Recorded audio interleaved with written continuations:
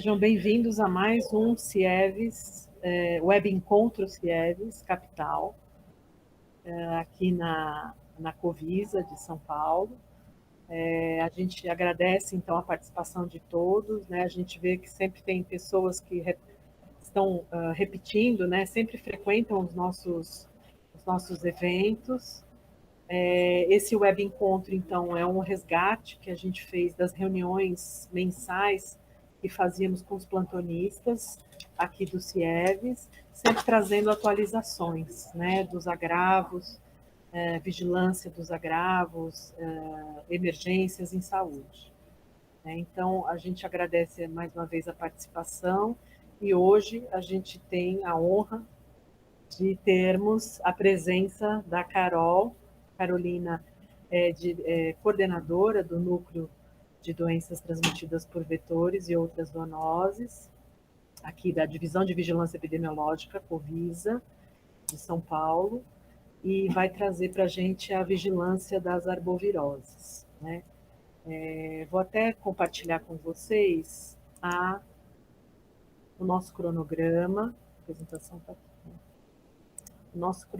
Hoje, então, nós temos a vigilância das arboviroses,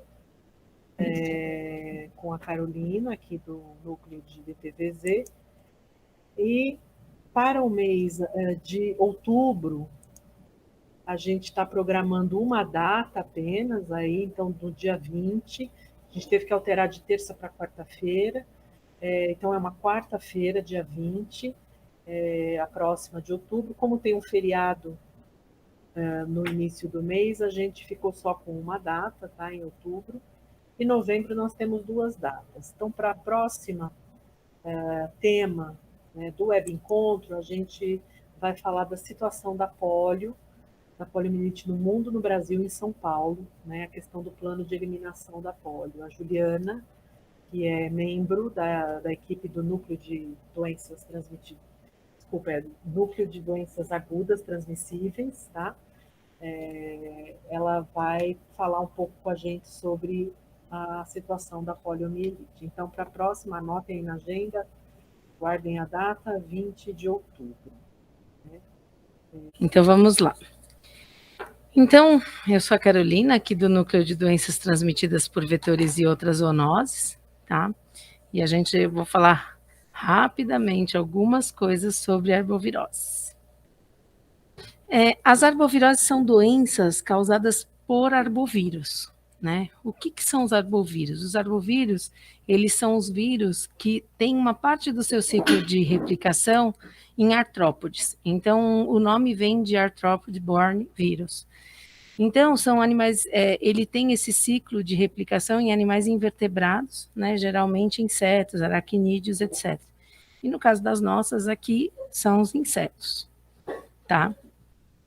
No município de São Paulo, a gente pode destacar as arboviroses que a gente tem transmissão, né, que são muito importantes, a dengue, a febre de chikungunya, a doença aguda pelo Zika vírus e a febre amarela. Eu decidi começar com a febre amarela, tá? A gente teve uma transmissão importante e, graças a Deus, a gente passou. Então, o agente etiológico da febre amarela é um flavivírus, tá? A febre amarela ela é transmitida por picada de vetores, ela não é transmitida de ser humano para ser humano, e o vetor, a partir do momento que ele está infectado, ele transmite pela vida inteira dele. No ciclo silvestre, a gente tem os mosquitos do gênero Hemagogos e Sabetes envolvidos com a transmissão entre os PNHs, que são os macacos, os primatas não humanos e o ser humano. E a gente quer evitar ao máximo a transmissão urbana, que é pelo Aedes aegypti. Então, é homem, Aedes aegypti, outro homem, aí a população, e a gente vai ter um problema. A febre amarela é uma doença infecciosa febril aguda, tá? Então, ela é de início rápido e ela é imunoprevenível. Eu coloquei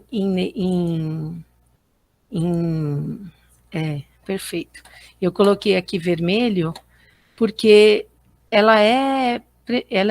a gente tem vacina, né? Então, a nossa a nossa medida de epidemiologia, de controle é a vacinação, principalmente, tá bom? E é uma doença de evolução abrupta. Ela tem elevada letalidade, principalmente nas formas graves, e a maioria evolui com forma grave, tá? O vírus, ele compromete vários sistemas, então a gente pode ter um choque distributivo, um choque hemorrágico, neurogênico, séptico, cardiogênico, levando à morte dos pacientes entre 7 e 10 dias após os primeiros sintomas, tá? Geralmente, o paciente de febre amarela, ele é um paciente que está internado, quando tem a suspeita, né, principalmente. Qual que é a importância epidemiológica da febre amarela? Como eu tinha comentado, essa questão da gravidade dos quadros clínicos, a possibilidade de urbanização dessa transmissão, né, com elevada letalidade e esse potencial de disseminação e impacto na população. Se vier uma transmissão urbana, que aí vai ser via Aedes aegypti. O último relato de febre amarela urbana que a gente tem no Brasil é de 1942. A incubação, o período de incubação intrínseco, que é desde a picada do mosquito no ser humano até desenvolvimento de sintomas, ela varia de 3 a 6 dias, variando até 15 dias. Então, daí que vem o motivo que a gente fala se a pessoa visitou locais 15 dias antes de apresentar sintomas. O extrínseco, que é no mosquito, no vetor, ela varia de 8 a 12 dias, tá? Então, que é do repasto que o mosquito faz até ele poder transmitir. Então, são só 4 dias, são de 8 a 12 dias, tá? A transmissão, o ser humano, ele acaba transmitindo 5 a 7 dias, né, depois, a partir do início dos sintomas, que é o período de viremia, e esse período é semelhante em primatas não humanos, e essa viremia também pode começar 2 dias antes dos primeiros sintomas. O vetor, como eu já tinha dito, ele transmite a partir de infectado a vida inteira, que dura de 6 a 8 semanas. A gente tem uma suscetibilidade à febre amarela que ela é universal, e a imunidade é duradoura. Por isso que a gente tem que vacinar. O município de São Paulo, ele é a área de recomendação de vacinação para a febre amarela. Então, recomenda-se que todos os indivíduos que residentes em São Paulo sejam vacinados para a febre amarela, tá? Qual a definição de caso humano suspeito? É um indivíduo não vacinado contra a febre amarela ou com estado vacinal ignorado, que a gente não sabe se ele foi vacinado ou não, um quadro infeccioso febril agudo, de início súbito, que apresenta icterícia ou manifestações hemorrágicas e que relate uma exposição nos últimos 15 dias em área de risco, local recente com ocorrência de epizotia de primatas não humanos, que seja uma área de recomendação de vacina que a pessoa frequentou. Como a gente está em São Paulo, qualquer área de mata, porque a gente tem a febre amarela silvestre, não é a urbana. Então, se ele visitou algum lugar de mata e ele não é vacinado, ele pode ser suspeito sim para febre amarela, tá bom?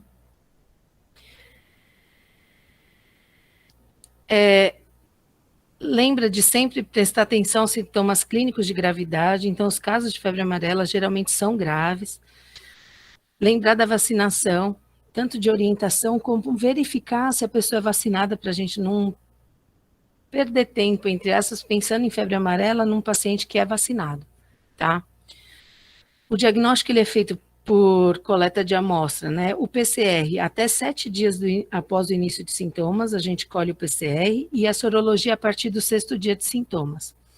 Eu coloquei aqui casos vacinados, porque em casos vacinados não adianta a gente colher sorologia, tá? Porque, por vezes, o IgM desse paciente, ele se mantém elevado. Então, a gente não investiga pacientes vacinados para febre amarela, eles não deveriam ser suspeitos para febre amarela. Toda amostra suspeita de febre amarela, ela é enviada ao IAL, que é o Laboratório de Referência do município de São Paulo. Aqui do lado eu coloquei, e embaixo tem o link do manejo de febre amarela de dezembro de 2020. que tem essa classificação de risco da parte clínica da febre amarela, tá bom? Para vocês consultarem se tiverem alguma dúvida mais específica. Os PNHs, né? Quando a gente tem um PNH de qualquer espécie que é encontrado morto ou doente, a gente tem que ter a suspeita de febre amarela, tá? Tem que ser comunicado imediatamente para a gente aqui do núcleo, pelo e-mail do VATVZ, de segunda a sexta-feira, das 7h30 até às 5 horas da tarde, e para o Notifica, que é o CIEVES, para a gente, nos finais de semana, feriados e depois das 17 horas, né? A partir do momento que é comunicado para a gente vai acionar a Secretaria do Verde e Meio Ambiente e o DEPAV para recolher o animal. Os animais silvestres são responsabilidade da Secretaria do Verde e Meio Ambiente. A UVES deve fazer uma averiguação preliminar quando for informado que encontraram um PNH ou doente ou morto. Não deve manipular o animal, isolar o local, fazer a investigação dos contactantes e, teoricamente, aguardar o recolhimento desse animal e avisar para a gente quando for recolhido, etc. Ou se não foi recolhido, também avisar para a gente, tá? Lembrar sempre do acidente antirrábico, né, da notificação do acidente antirrábico, se tiver algum tipo de acidente com o animal, de mordida, de mordedura, tem que ser aberta uma ficha de acidente com animais potencialmente transmissores de raiva e tem que ser feita a sorovacinação em casos de primatas, tá? Aqui é um fluxograma que está dentro desse plano de contingência de febre amarela de 2017, que foi quando a gente teve uma transmissão bem alta, tá? Para facilitar. E aqui é o fluxo durante a semana. Tá bom? Pode? Complementar? Durante o final de semana, então, o CIEVES participa com a notificação direto, acionando o DEPAV, né, para recolhimento do animal. Então, faz todo o repasse de informação para o núcleo de zoonose, né, núcleo de doenças transmitidas por zoonoses, mas é feita essa notificação para o DEPAV imediatamente quando chega no final de semana. Carol, a sua voz sumiu.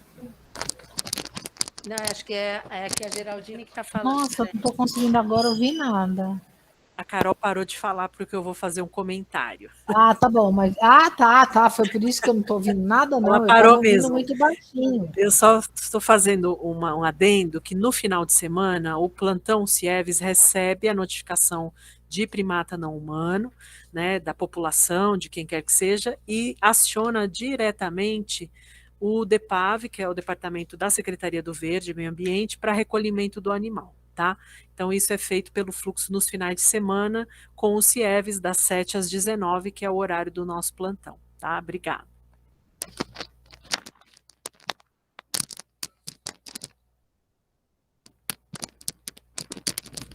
Pronto.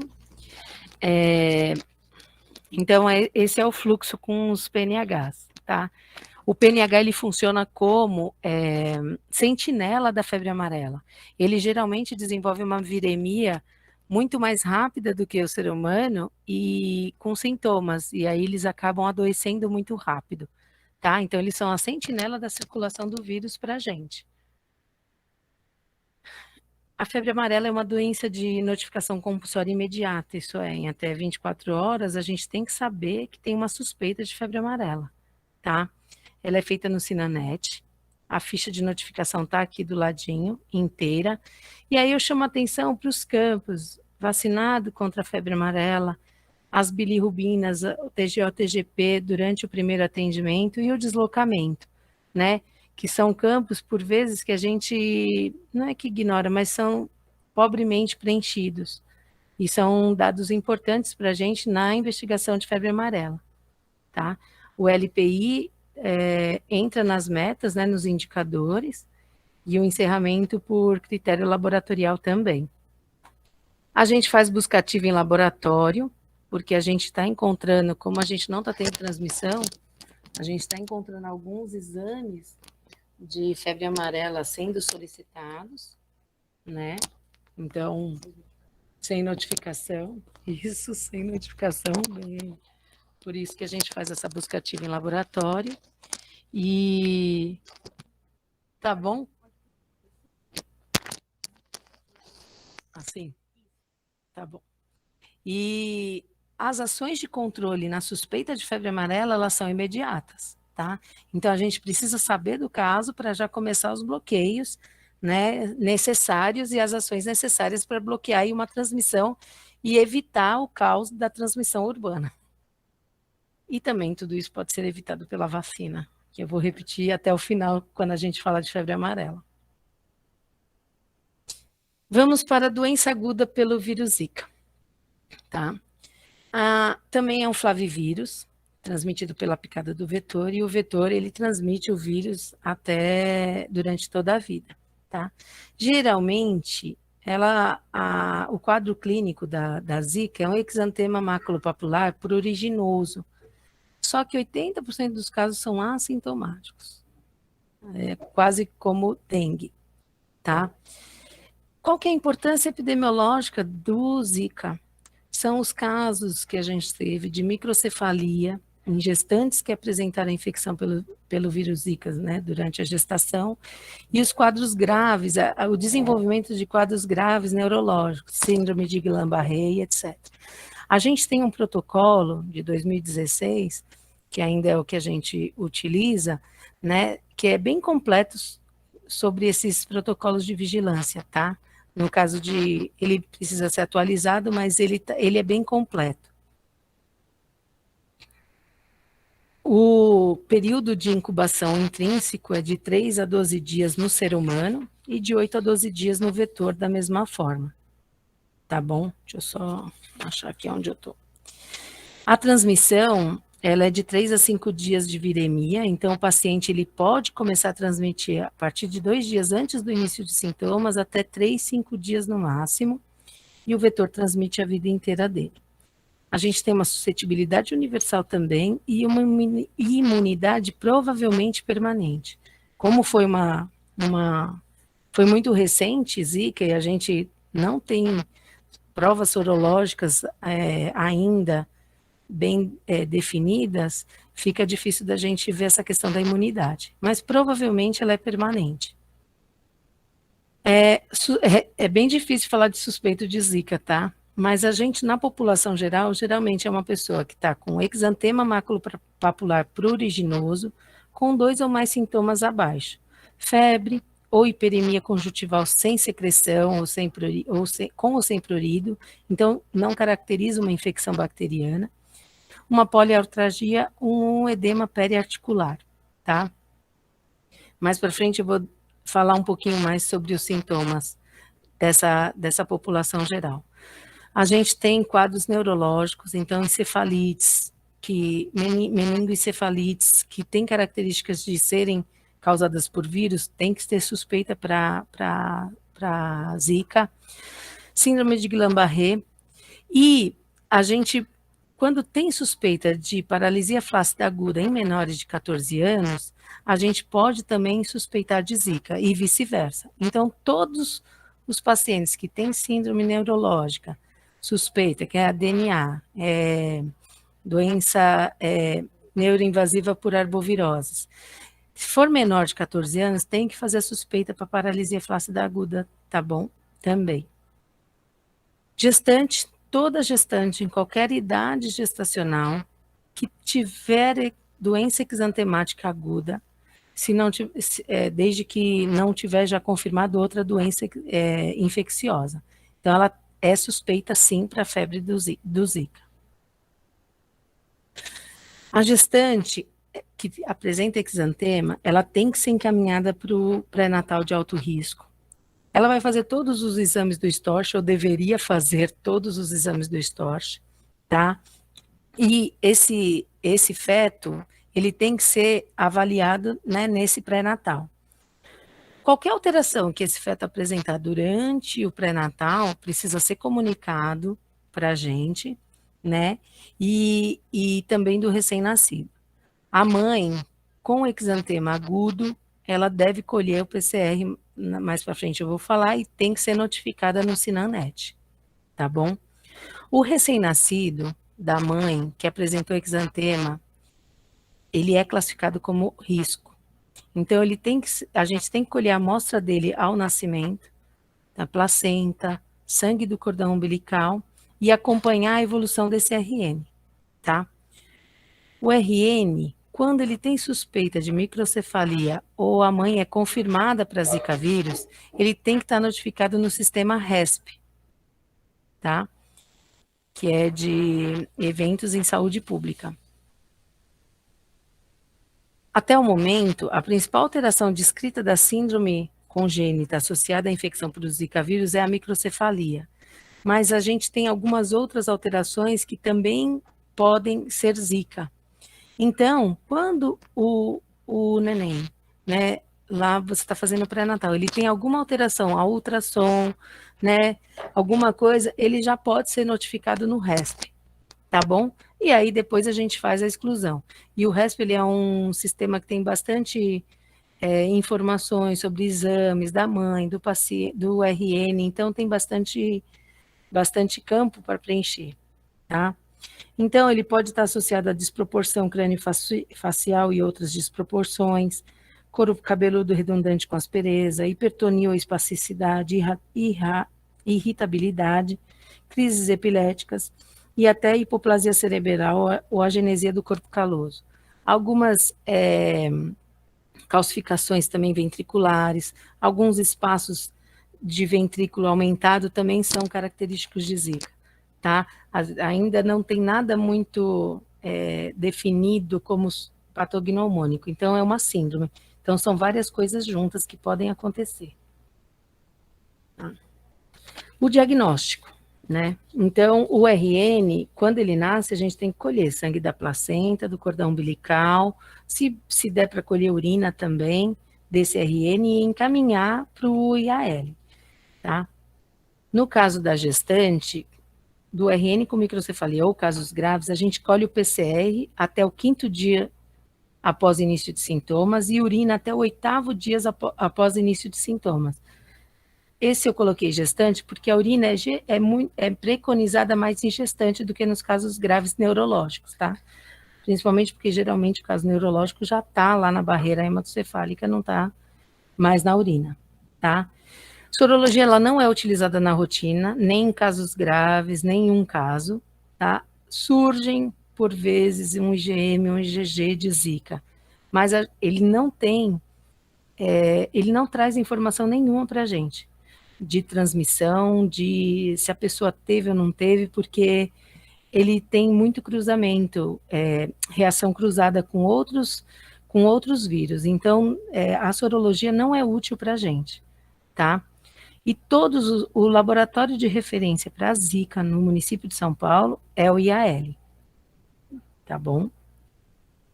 Aqui embaixo tem um quadrinho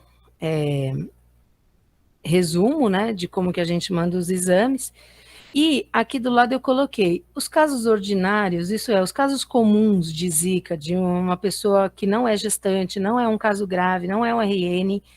Como que a gente faz para fazer o diagnóstico laboratorial desses casos? Então, o que acontece? A gente tem que fazer a investigação epidemiológica e ver se aquele caso tem outros casos ligados a ele. É a investigação do cluster, desse aglomerado. Se por acaso a gente identificar esse cluster, esse aglomerado de casos, a gente colhe a amostra do paciente que tiver sintomas mais recentes. Encaminha para o IAL para fazer PCR. E explicando toda essa situação, dizendo que a pessoa é contactante de tantos mais casos, e no caso de Zika, a partir do momento que a gente tiver a transmissão, a identificação de um paciente com PCR positivo, você confirma os outros, sem necessidade de critério laboratorial, tá bom? Nesses casos que são comuns, não gestantes, casos graves e RN, tá? Quanto à notificação, a Zika é uma doença de notificação compulsória imediata de todos os casos. Eu coloquei agudos aqui em maiúsculo, porque não adianta uma gestante ter tido exantema em janeiro, sei lá, dezembro não, que não deu tempo do neném nascer, mas setembro, você querer fazer a notificação de Zika. Você pode notificar, sim, o RN dela, se ele tiver alteração no RESP, para acompanhamento. Pode encaminhar ela para um acompanhamento do pré-natal de alto risco, porque ela teve um exantema que não foi investigado. Mas não faz sentido notificar ela para Zika, tá bom? A gente não tem ficha específica de Zika ainda, então a gente usa uma ficha de notificação conclusão do Sinanet. Com o CID da Zika. Eu não peguei o CID da Zika aqui, mas...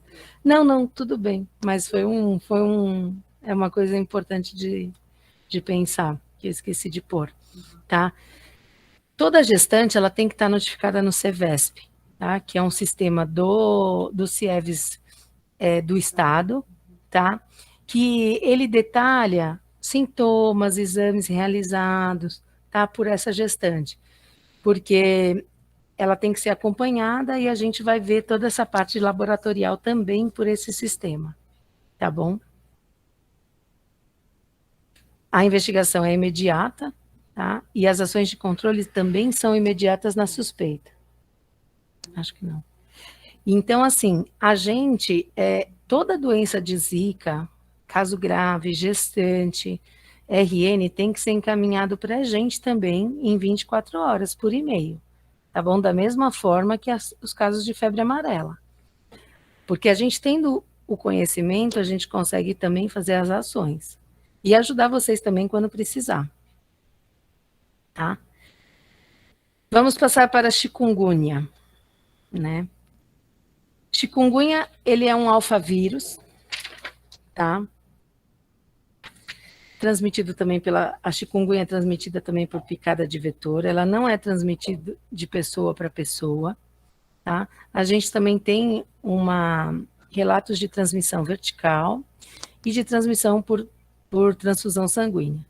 No caso da transmissão vertical, geralmente ela acontece tardiamente, quando está na hora do parto, tá? Então, tem que prestar atenção.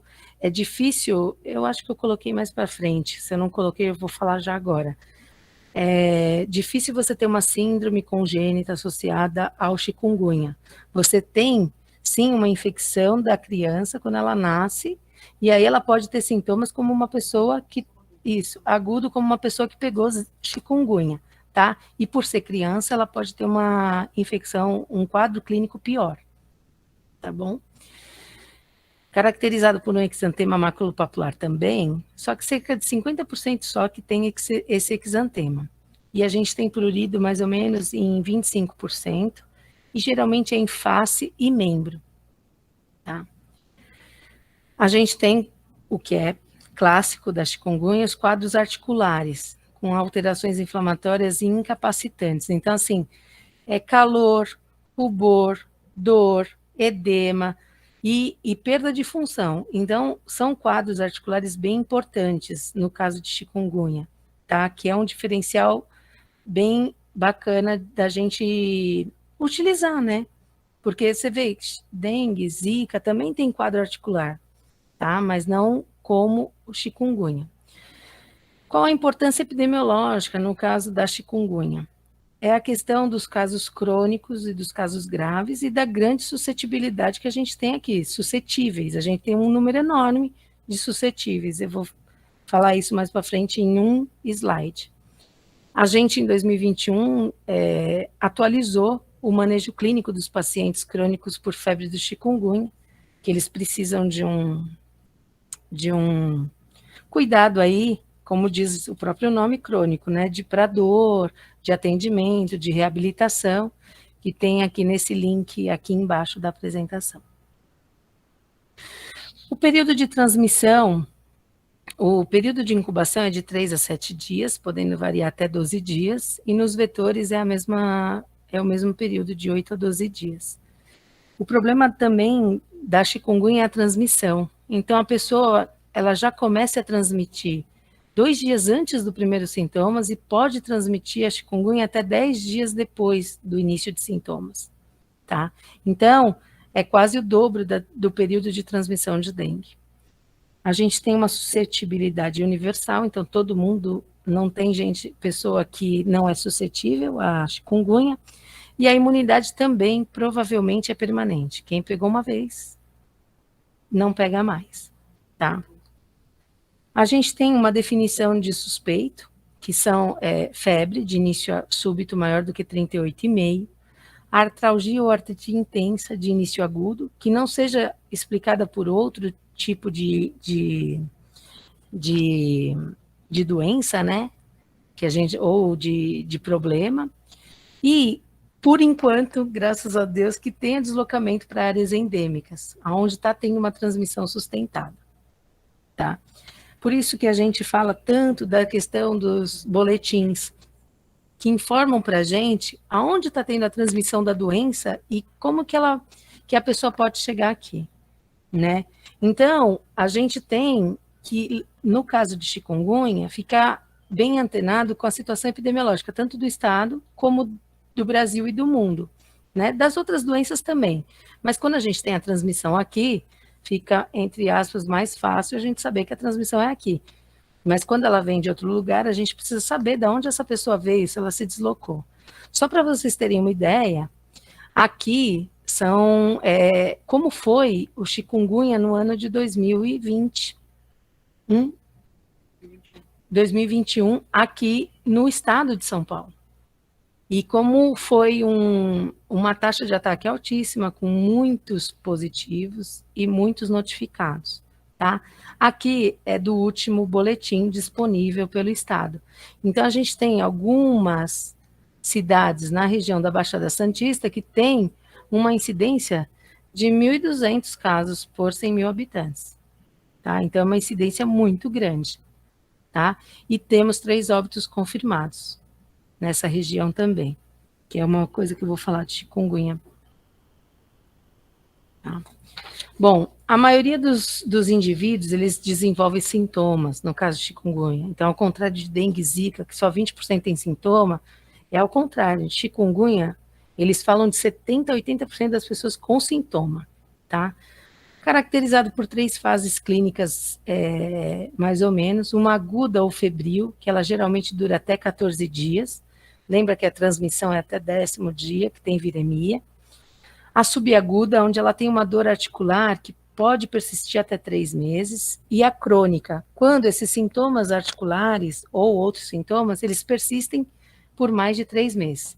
Só para ter ideia, aqui é de um documento do Ministério, de 2020, essa paciente aqui é no primeiro dia, e olha como ela evoluiu no 5º dia, tá? Com o edema da articulação bem evidente. Então, é bem interessante. Chikungunya pode dar umas lesões de pele verrucosas, meio como se fossem descamativas, né? Então, chikungunya tem um quadro que pode ser diferente, tá bom? Desse exantema. E aqui, é só para ter ideia, uma paciente com uma subaguda, né? Que manteve as dores articulares, o inchaço, tá? E é a incapacidade que a gente fala de movimentação da articulação. Qual que é outros problemas da chikungunya? A chikungunya vai me tirar o sono,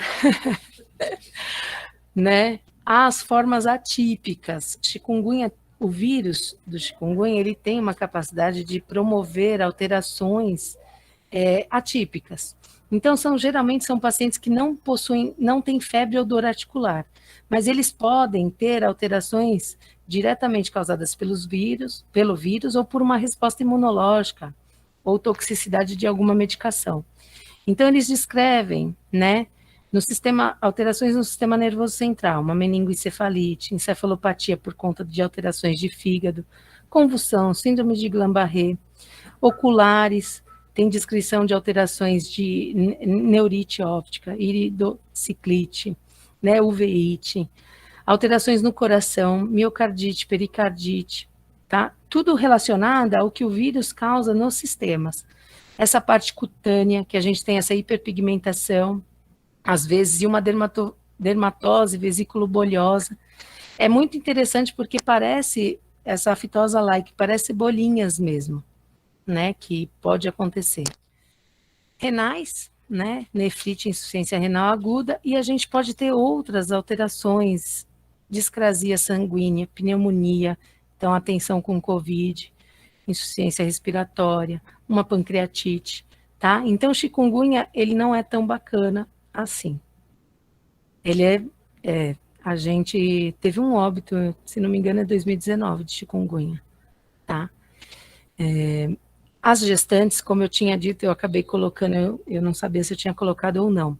Tá vendo? A infecção pelo chikungunya, no período gestacional, ela não está relacionada a efeitos teratogênicos diretos, tá? Pode ter aborto espontâneo, mas a gente não conseguiu correlacionar ainda com o vírus. Só que a mãe que adquire chikungunya no período intraparto pode transmitir o vírus para recém-nascido por via transplacentária, tá? O vírus não é transmitido pelo aleitamento materno. Então, se a mãe tiver chikungunya ou exantema, chikungunya ali no finalzinho da gestação, a criança pode apresentar, mas por infecção transplacentária, tá bom? No final da gestação. E a criança vai apresentar sintomas como se fosse mesmo uma infecção aguda pelo vírus Zika, pelo chikungunya, tá? Peço encarecidamente que eu preciso identificar o paciente suspeito. Então, a gente tem que fazer as unidades, sensibilizar as unidades quanto à identificação do paciente suspeito. A gente teve aqui 2 casos que a pessoa se deslocou para local de transmissão, tinha sintomas e foi feito só dengue, né? E era chikungunya. Então, é isso. A gente ainda conta. Eu gostaria de dizer que o ano que vem ainda conta, mas eu acho que a gente vai ter transmissão ano que vem. Então, assim, a gente ainda conta a gente não tem transmissão sustentada aqui no município, salvo algumas áreas. Então, o paciente, quando ele descreve que ele se deslocou, a gente tem que acender a luzinha para suspeita de chikungunya, tá? Principalmente Baixada Santista, alguns locais do Nordeste que está tendo transmissão de chikungunya, tá bom?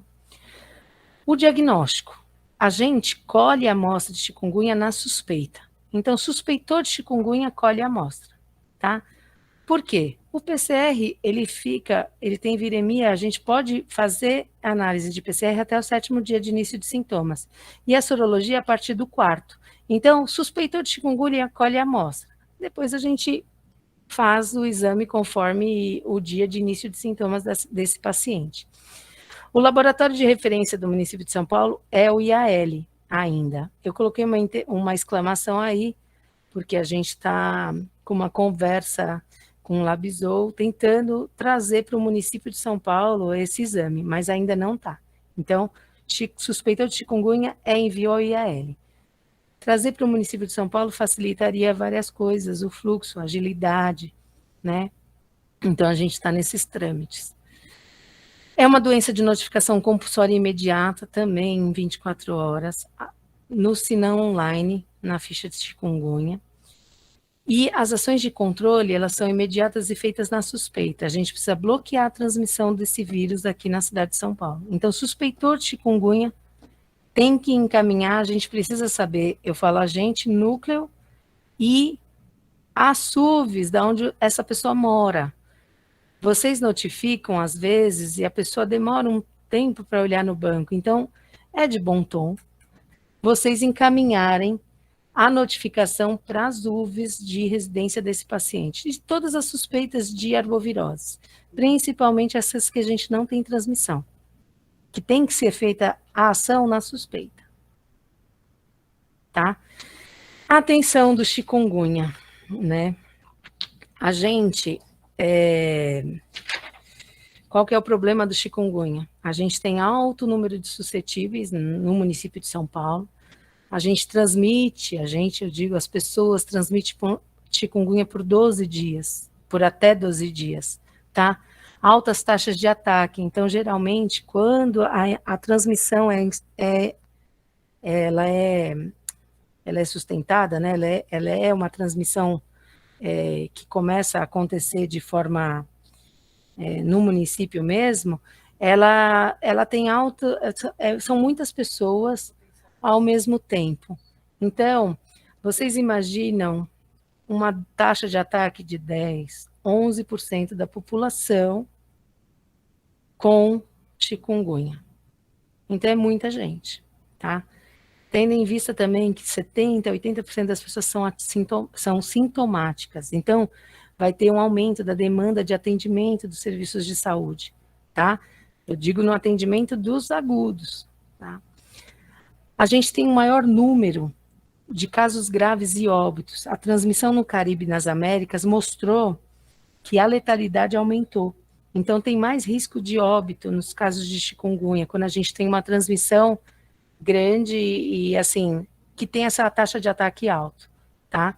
A gente tem casos com sintomas por mais de 3 semanas, então a gente tem os casos crônicos. Então, essa pessoa vai usar o atendimento lá no começo e vai usar por 3 semanas e, nos casos crônicos, por anos, tá? E aí, como será o ano que vem? Que é uma incógnita que eu fico me perguntando se eu gostaria de saber. Se a gente fizer o nosso trabalho, que a gente faz, vocês fazem muito bem, é que uma unidade ou outra de atendimento não sensibilizou para isso ainda. Mas a partir do momento que todo mundo tiver alerta, surgiu uma suspeita de chikungunya, a gente consegue bloquear essa transmissão. A gente aqui no município, a gente teve um aumento dos casos autóctones, que ocorreu assim até a semana, mais ou menos, se não me engano, 22, 24, e depois não teve mais, a gente teve importados. Então, é isso, a gente consegue bloquear essa transmissão, tá bom? Dengue. Depois eu vou fazer um resumão. Dengue é um flavivírus, igual Zika e febre amarela. Ele também é transmitido pela picada do vetor, a gente não tem transmissão pessoa a pessoa. Já foi também referida a transmissão vertical e por transfusão sanguínea, mas não é uma transmissão muito comum, tá? Geralmente é um exantema maculopapular, 30% a 50% das pessoas apresentam esse exantema, e geralmente esse exantema é mais tardio, ele não é logo no início, que a gente pode ter no início aquele racho cutâneo da bochechinha vermelha, mas o exantema, ele geralmente é de 5 a 7 dias. E geralmente também, não é em todos os casos, mas quem já teve dengue é bastante pruriginoso, tá? Tem bastante relato de prurido nesse exantema mais tardio, de 5 a 7 dias. A importância epidemiológica do dengue é que a gente tem 4 sorotipos diferentes, tá? E a suscetibilidade, a imunidade, ela é por sorotipo, ela é específica do sorotipo. Então, teoricamente, a gente tem 4 dengues para pegar, tá? A gente tem uma ampla disseminação do vírus pelo município, né? Dos vetores também. E no município não, né? No Brasil. E a gente tem a dengue predispõe a sangramentos e casos graves. E somente 20% são sintomáticos. Então, quando a gente fala das ações, no caso da dengue, dos bloqueios, a gente vai conseguir fazer bloqueio em 20% dessa população que tiver sintomas. Então, o controle da dengue é um pouco mais complicado do que da chikungunya, por exemplo, que 80% tem sintomas, tá? Pensando no paciente, no bloqueio da transmissão via paciente, tá bom? Incubação de dengue no homem é de 3 a 15 dias, mas a gente geralmente, quando a pessoa é picada, é de 5 a 6 dias, ela acaba desenvolvendo sintomas, né? E no vetor é de 8 a 12 dias. A transmissão, geralmente, é um dia antes dos primeiros sintomas, até 6 dias, tá? O vetor transmite pela vida inteira. Aquela questão que eu disse da suscetibilidade, ela é universal, então todo mundo é suscetível à dengue, e a imunidade, ela é permanente ao sorotipo. Então, se você pegou o sorotipo 1, você está imune àquele sorotipo. A partir do momento que a gente tem a introdução de outros sorotipos, aí a gente pode ter novos suscetíveis, né? A imunidade não vai funcionar para essas pessoas que já tiveram dengue. Aí a importância do deslocamento também, tá? A gente aqui, eu não sei se eu pus, mas aqui no município a gente está com, eu coloquei mais para frente, circulação do dengue 1 e do dengue 2, tá bom? Mas é mais dengue 1. 75% dos casos que a gente fez, a sorotipagem, são dengue 1, tá? Suspeito de dengue. Febre de 2 a 7 dias, geralmente maior do que 38 graus Celsius. apresentando uma ou mais manifestações. Náusea, vômito, um exantema que geralmente polpa a planta dos pés e as mãos. Então, geralmente, ele é mais no corpo e tronco, tá bom? Mialgia, artralgia, mas dura no máximo uma semana. Cefaleia, dor retroorbital. Petequia, a gente pode ter uma petequia, pode não, é um sintoma até grave. Eu coloquei aqui em caixa alta, em maiúsculo, a prova do laço positiva, porque é um exame simples de ser feito e que ele não é que fecha o diagnóstico, mas ele chama a atenção e põe a gente para pensar em dengue, e a leucopenia, que por vezes ela é bem importante e observada. Casos graves, né? A gente, deixa eu só ver aqui onde está meus... Aqui, tá? Nos casos graves, o que a gente tem? A gente pode ter manifestações hemorrágicas leves, petequias e sangramentos, até sangramentos importantes. E isso pode acontecer pode não, geralmente acontece aqui, ó, após o terceiro dia, quando a pessoa já não está mais com febre. Então, quem atendeu nem lembra que ele teve suspeita de dengue. Então, a pessoa vem num primeiro atendimento, aí ela fala, eu tô com dor, febre, pode ser dengue. Só que ela tá bem, aí ela é mandada para casa. Só que aí no terceiro, quarto dia, ela passou a febre, e aí ela pode ter alterações graves. Pode ter algum tipo de sangramento, que é mais fácil da gente ver, mas ela pode sim ter essa questão de uma pressão muito baixa, né? Esse aumento de hematócrito, aumento das transaminases. Então, aqui, ó, é bem bonitinho esse gráfico que ele mostra o que o hematócrito ele tende a aumentar porque hemoconcentração, você está perdendo volume pro espaço fora das células, né? Então, isso é muito grave. A temperatura, tá vendo? Ela cai. E é bem na hora que a gente tem o sangramento, o choque e as alterações de diversos órgãos. Então, é nessa hora que a gente tem que ficar alerta, muito mais alerta, tá? Aqui, a classificação de risco do manejo clínico. A gente tem que classificar os pacientes, tá? Quanto ao risco, por quê? Porque, é como eu falei, num primeiro momento, num primeiro atendimento, ele preenche a definição de caso suspeito, mas ele não tem o sangramento, tá? Ele não tem a prova do laço, ele não é uma criança e não é um idosinho, tá? Não é gestante. Então, ele tá bem, ele tá com febre, claro. Quem teve dengue sabe que não fica bem, que tem dor no corpo, que fica acabadinho, mas ele não tem nenhum sinal que diga que ele é um caso grave, tá? Então, ele é do grupo A.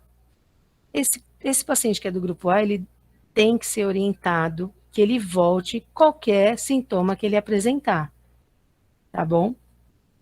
Aí a gente tem o grupo B. Quando ele já tem ele mostra para a gente que ele já tem uma alteração na parte de sangramento. Então, ele tem um sangramento de pele espontâneo, ou uma petequia, né? Ou a prova do laço positiva, tá bom? Além disso, ele pode ser uma criança, um idoso, pessoas com comorbidades, gestante. Então, nesses casos do grupo B, tem que sempre colher um hemograma e fazer o acompanhamento do hematócrito e da plaqueta. Ficar de olho em plaquetopenia, que pode cair de repente, e no hematócrito, a hemoconcentração que a gente fala, o hematócrito sobe. Então, vamos supor, a gente recebe o paciente do grupo 1, a gente manda ele, colhe o hemograma e ele volta no outro dia, para a gente ver como é que esse paciente está, tá bom? Se for o caso, coleta hemograma novamente, tá? O paciente do grupo C, ele já tem sinais de alerta e alarme. Então, dor abdominal, ele tem vômitos. Geralmente, esse paciente está lá no terceiro ou quarto dia. Se ele passou em outras unidades, você não sabe que lá na frente ele teve uma suspeita de dengue. Ele já não tem febre, aí você vai falar assim, é uma gastroenterite, né? Então, é nessa fase que é muito ruim e que a gente precisa identificar o paciente, principalmente, tá? Então, ele pode ter acúmulo de líquidos, né? Ter ascite, derrame. E uma coisa muito importante, como eu falei aqui, a prova do laço, e aqui a gente tem uma hipotensão postural. Então, fazer a medida da pressão arterial desse paciente, ver se a pressão dele está muito baixa, testar ele em 2 posições, em pé e sentado, tá bom? Esse paciente do grupo C, ele tem que ficar em hidratação imediata e 48 horas na internação em observação, tá? E do grupo D, ele já chega, né, em choque. Então, já é um caso bem grave, ele já tem que ir direto para a internação, para urgência e emergência, e fazer todo o procedimento para tentar aí reverter essa situação que, como o próprio grupo já diz, é super grave. Né? A gente não quer que chegue aqui.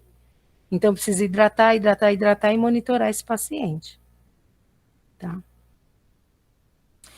Diagnóstico de dengue.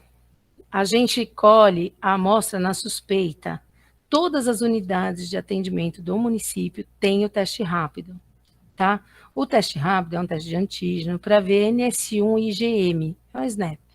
Então, você faz na unidade e você já entrega o resultado para o paciente, tá? Ele é preconizado até o 15º dia de início de sintomas, tá bom? A sorologia, a gente colhe a partir do 6º dia. E a sorologia ela é encaminhada ao Labzol, que é o laboratório de referência do município de São Paulo. O teste rápido ele não deve ser utilizado para manejo clínico. Por isso que essa parte aqui de manejo clínico não falei em nenhum momento exame de dengue, porque não interfere. Se o paciente ele apresenta sangramento, ele apresenta comorbidade, ele é uma criança, um gestante, e você precisa examinar o que esse paciente tem. Sendo dengue ou não sendo dengue. Se não for dengue, você vai ter que examinar, fazer outras pesquisas, né? Então, o teste rápido, ele é só para a gente fazer a parte epidemiológica, que no caso de dengue, a gente só faz o bloqueio na confirmação do caso, tá? Então, o teste rápido é só para encerrar epidemiológico, não é para utilizar como manejo clínico.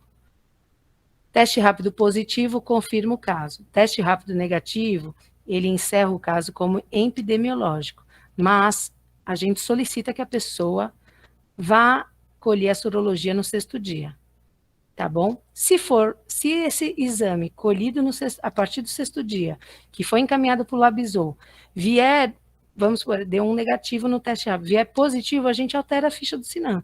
Simples, tá bom? A gente também, no município de São Paulo, a gente tem estipulado as unidades sentinelas. Elas foram escolhidas, né, designadas, para fazer a coleta do NS1, que é até o 3º dia de início de sintomas, e encaminhar para o Labzol, que aí é um exame laboratorial do NS1, não é o teste rápido, tá bom? Essas unidades sentinelas, elas são utilizadas para a gente verificar a circulação de sorotipos de dengue no município. Então, todo caso que chega lá com febre, exantema, coleta NS1.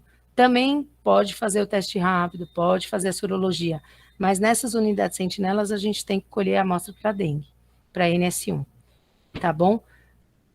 No município de São Paulo, como eu disse, a gente tem 32 amostras que já vieram resultado do IAL, que é o IAL que, a partir do momento que o Labzol identifica o NS1, a gente encaminha para o IAL para fazer a sorotipagem, tá?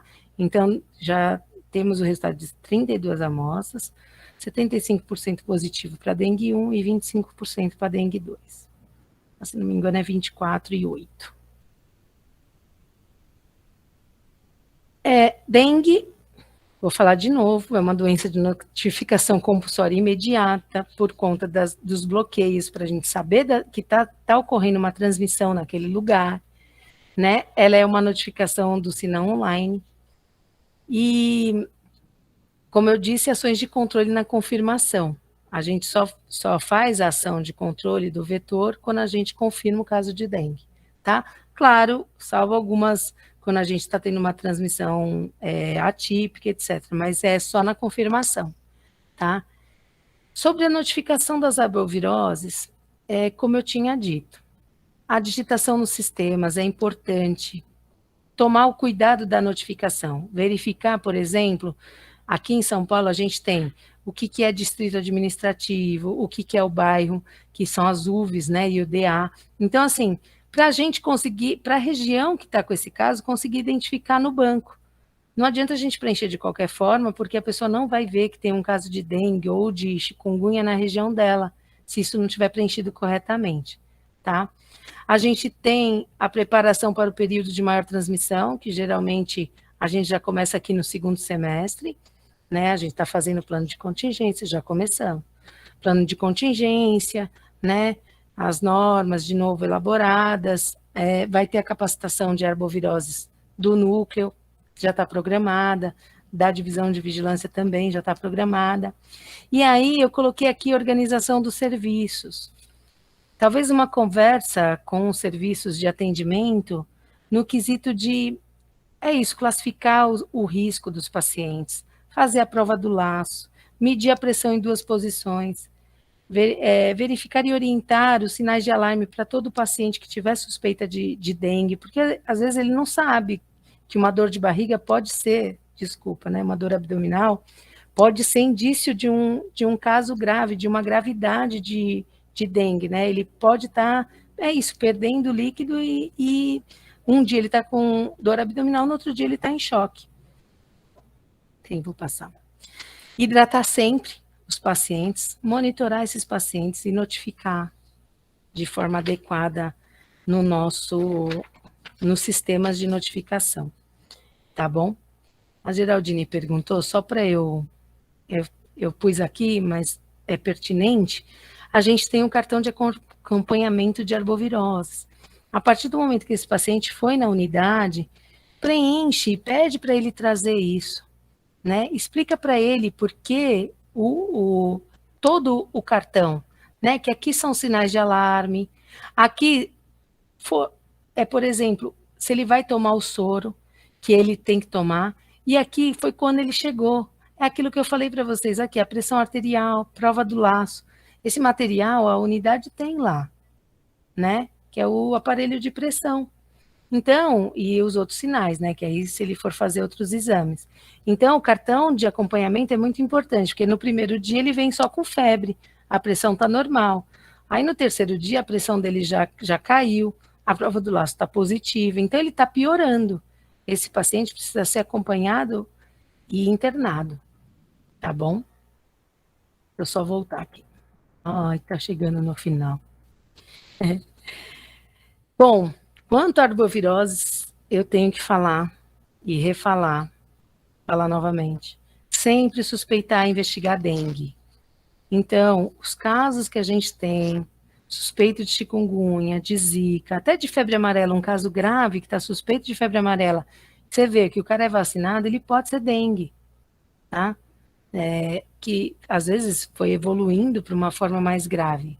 Mas nada impede também de ter um caso grave mais rápido, assim, né? De repente. Diagnóstico diferencial, lembrar de todas as arboviroses, tá? Então, dengue, chikungunya, zika, febre amarela, a gente tem febre do Nilo, maiaro. Quando a gente fala dos sintomas, né, neurológicos, dos exantemas, leptospirose, né, a gente está tendo um trabalho bem interessante do Labizol, que eles estão fazendo análise de leptospirose nos casos de dengue negativo, né, para a gente ver quantos casos desse eram lepto, né. Eu achei bem interessante, porque a gente tem a transmissão e geralmente leptospirose também teve contato com enchente, então tem uma história aí prévia, tá?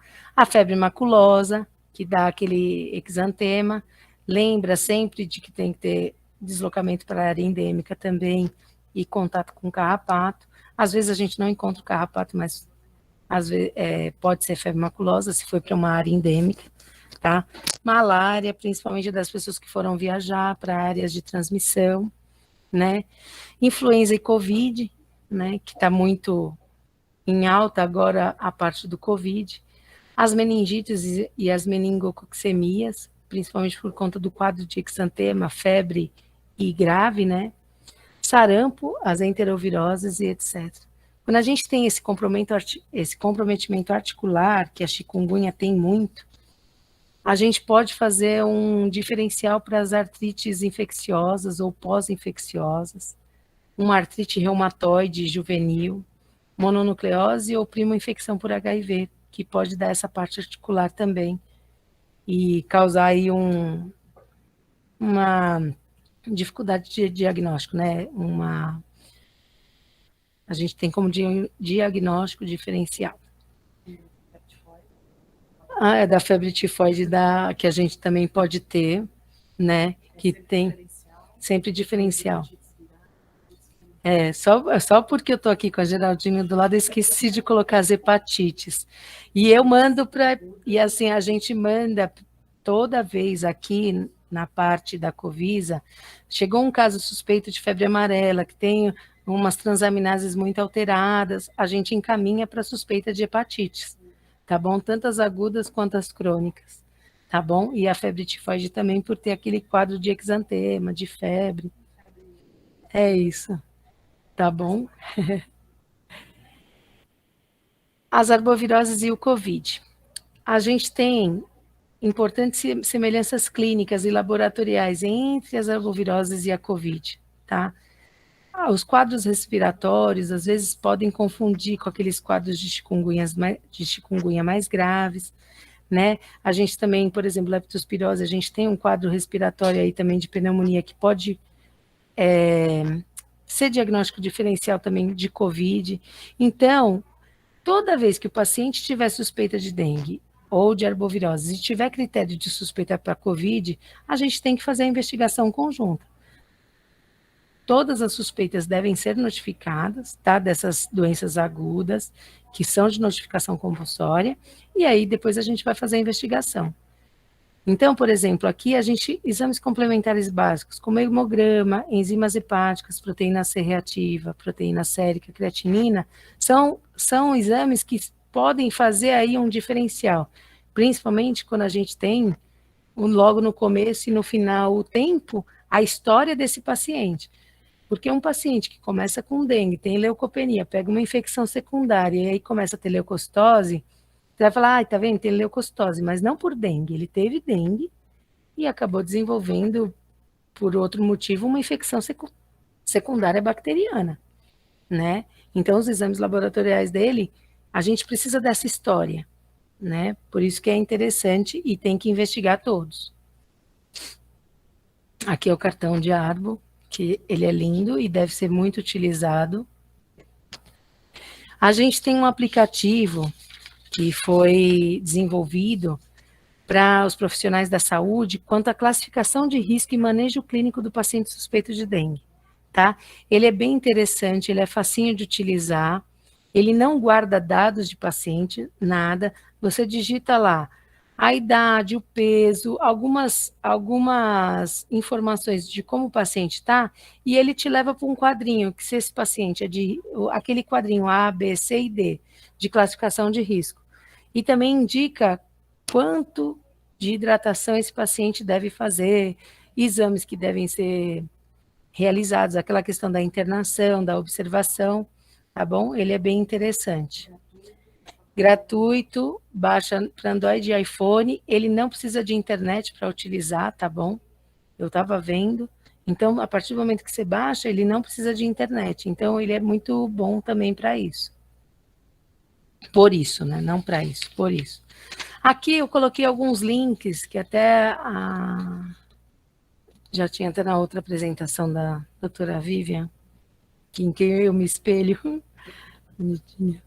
Aqui os nossos links, todos os nossos boletins de arbovirose, eles estão no link, tá? Eles estão aqui, tem um lugar no site da prefeitura que é só arboviroses, e aí tem a parte do cidadão, tem toda a parte dos informes técnicos que a gente tem, nossas do estado, do município, que é bem interessante, tá? De acessar para ter material.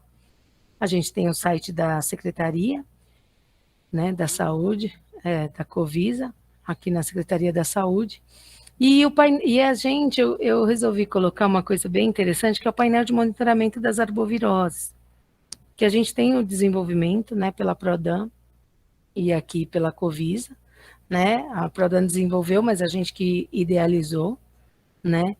E ele, a gente precisa, claro, utilizar para aprender a usar, tá bom? Mas assim, ele é muito fácil e ele geralmente é intuitivo. Você vai clicando e você vai achando.